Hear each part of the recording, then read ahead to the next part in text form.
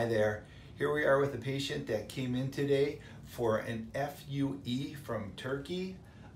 Correction. This is what we're seeing all of the time. This is our common day here. Patients are traveling across the country and across the world to get an FUE procedure. And what we're finding is that they are returning to my office to have me correct what they've had done wherever they had the procedure done. This particular patient is from the Mideast. It was very easy for him to go to Turkey. He went to Turkey. He had a 2500 follicular unit extraction case. He was one of 5 patients that day. He spent about 9 hours in the chair that day. And initially he thought the results were okay. Then they did not put him on Propecia or Rogaine. He ended up losing his surrounding hair. The transplants that they did became exposed. He was not happy with his hairline. He was not happy with the density. And he was most unhappy with the scarless procedure in the back of his head. What he started seeing was how unnatural the back of his hair looked. That's what made him most unhappy. This is what I'm seeing on a daily basis. Patients coming in from an FUE that have a poor result, and now what happens is because they have all of these holes all over the back of their head, when I do my procedure, the strip procedure, they get less hair. It's as simple as a piece of American cheese that doesn't have holes versus a piece of Swiss cheese. Both same size cheese. The American's gonna have more cheese, right? Doesn't have holes. Same concept here. When they do the FUE, he had 2,500 FUEs. They took him way down here, way up here, way out of his safe zone. He could lose this hair from where they took the holes. So, for example, on the side here, okay, you can see these holes all the way up here just to get more hair. This can potentially fall out. You can see sometimes when they do too close together, they get a bigger hole. So you'll see bigger holes. When this grows out, it looks very unnatural. It looks very thin and strawy kind of. And as you can see, all these holes now have no hair. They went super low. This is typical for what I'm seeing with the FUE because they need to spread it out in order to get the hair. And because if they take them too close, they'll get these doubles that are happening. And those doubles create holes that are very unsightly, especially when they shave their head or if they try to wear their hair a little bit shorter. You'll see all the holes and the way the hair lays. It makes it look like it opens up.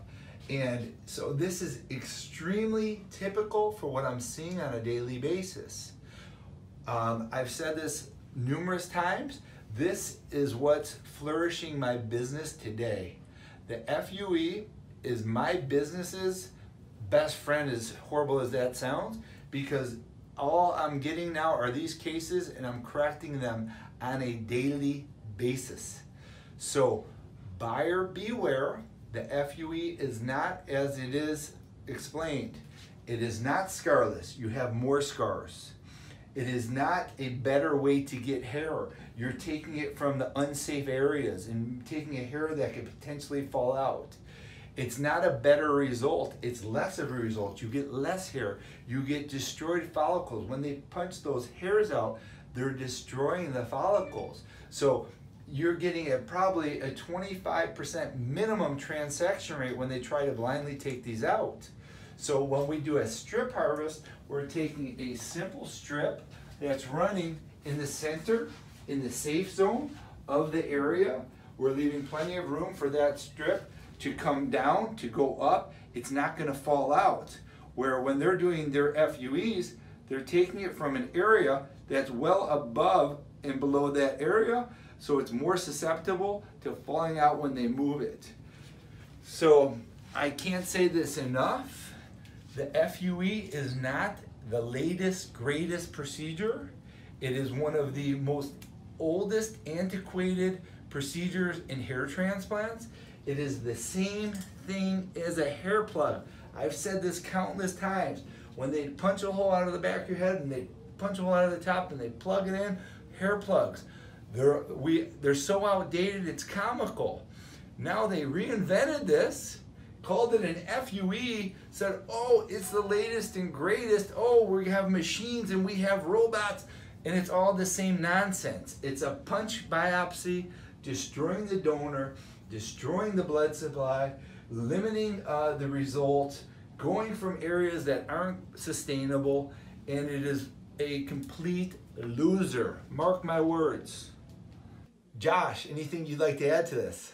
Well, this is really great for everybody to see, because this is what I have to answer every day, where everybody around the world is calling and asking if you do FUE. And when I tell them that you don't, they feel like you're not current. And the reality is, it's like you said, not as advertised. Turkey, you could get it for $2,000, but it's just such a long shot that it's going to be done right. Do I think it's possible for the right guy to go there with a Middle Eastern type donor that's phenomenal with a little bit of loss in the front? Can he do well? Absolutely. But what they're not telling you is the donor, as you age, you're going to need that donor. We look at the donor as something that should be kept in the best state as possible for future options. And one thin fine line in the back of your donor is much better than thousands of holes. 2 procedures, you're out of donor and you have minimal results, and then you age and then you have no options. And then you can't shave your head. They do it so they can shave their head, and now they can't shave their head. Yep. Listen, I've been doing hair transplants now over 20 years, okay? If I sold the FUE in my office, we would be doing so many procedures, it's outrageous. I don't do it. And I don't do it because I like to sleep well at night. And I sleep comfortably knowing I'm doing the right thing by my patients. And I know that this is an inferior procedure with inferior results.